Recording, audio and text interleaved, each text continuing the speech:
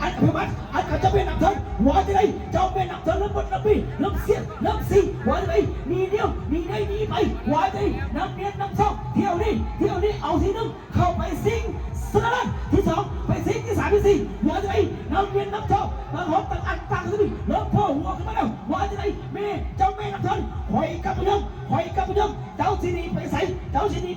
หอยเที่ยวนี้หอยคอเขาสิงสนามนั้นแล้วปีนี้ว่าจะถามเจ้าเมย์นักเรียนจะดีน้องปลอดภัยได้หรือไม่ได้ไอ้หรือบ่ได้ให้ถามเซมสะก่อนในบ่ได้ให้ถามเซมสะก่อนให้เป็นเซมมา3 ปีแล้วเจ้าเสียเอาไปง่ายๆแม่นบ่ได้ค่อยสิบดค่อยสิเบี้ยค่อยสิเสียค่อยสิสีค่อยสิถ้าจับให้เจ้าแลกแล้วสะก่อนแล้วค่อยสิบินเข้าเส้นใสแบบจ้อยเข้ามาบ้านน้ำเนียนอยู่กลางวังบ้านสำคัญอยู่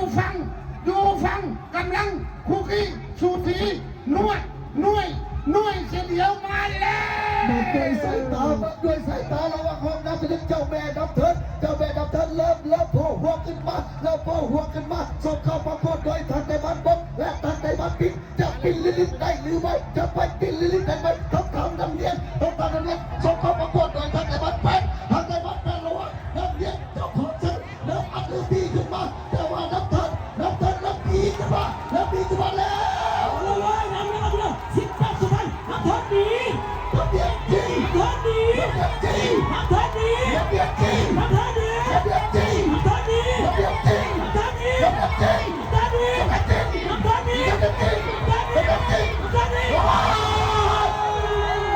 เส้นชัยเอาแล้วแซมเก่าเปลี่ยนซักแล้วเปลี่ยนแล้วโลกแตกเอาแล้ว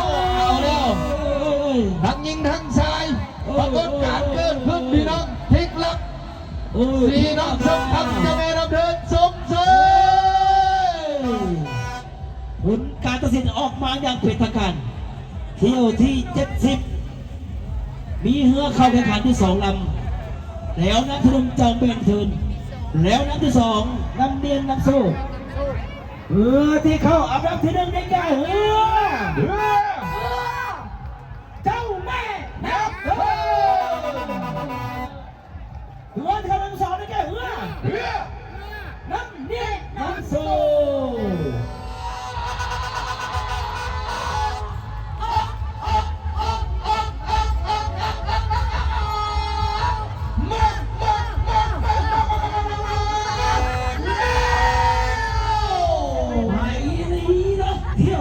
วงหูว่าไผ่เป็นไผ่เที่ยวที่71ว่าจะไงเจ้าแม่คูณมาจากบ้านสักบ้านอยู่แล้วนะที่1พบกับไผ่พบกับมังกรทองปกสทหารไผ่กับปัสสันว่าจะไงทหารจะรักปลอดภัยหรือเปล่าในนามบอกว่าเจ้าแม่คูณมาเลิกเสียดเลิกซีเลิกจี้เลิกแง่เลิกแทงเอาว่าจะไงต่างคนต่างอันต่างคนต่างนี่จะดีรักปลอดภัยหรือเปล่าต้องถามว่ามังกรทองปกสพกลูกปืนมาจากแม็กจะรอดปลอดภัยได้หรือไม่ได้พกมาแล้วลูกปืนพกมาแล้วยิงบ่แตก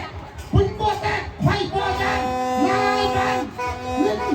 มีกระสุนให้อยู่แล้วมีเสื้อผ้าให้อยู่แล้วไปแล้วบ้านเจ้าแม่คุณมาไปเมืองวังแล้วเด้อพี่น้องเด้อยังมาแล้วบอกแจ็คระบอกเข้ารับกองระบอกไอ้ทหารว่าได้ไรไอ้ทหารเข้ารับกองให้ระบอกเป็นได้ไรยังบ่เคาะยังบ่ซักยังบ่ตักยังบ่บินว่าได้ไรบ้านชกมาไปแล้วโว้ที่71เที่ยวที่71นะมังกรทองโคงน้ำที่1ส่งเข้าประกวดโดยทหารเมืองอัดกับไพวันมาอัดกับเจ้าแม่คูณมาในนามบ้านชมมาพวกดูโดยนายบ้านสิงห์ปโดนายบ้านลิงสิงห์ปโดเริ่มโผล่หัวขึ้นมาแต่มังกรทองถ้าจะอัดยังเบียดยังซีดูดีก่อนเธอต้องตามถอยแต่ต้องกำลังคูณมาอี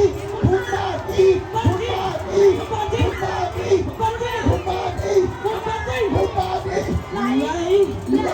เข้าเส้นชัยขอเสียงตบมือให้เรือทั้ง2 ลำด้วย สุดยอดสุดยอด ปิดล็อกอีกแล้ว